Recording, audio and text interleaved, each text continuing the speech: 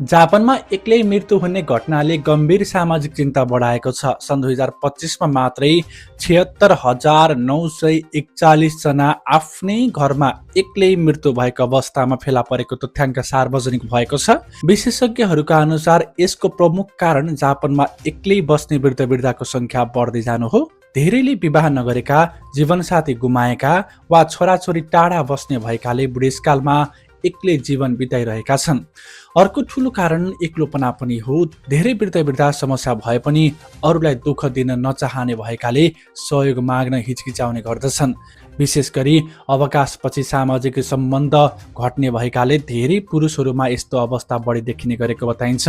यद्यपि एक्लै मृत्यु भएका सबै व्यक्तिलाई परिवारले व्यवस्था गरेको थियो भन्ने होइन।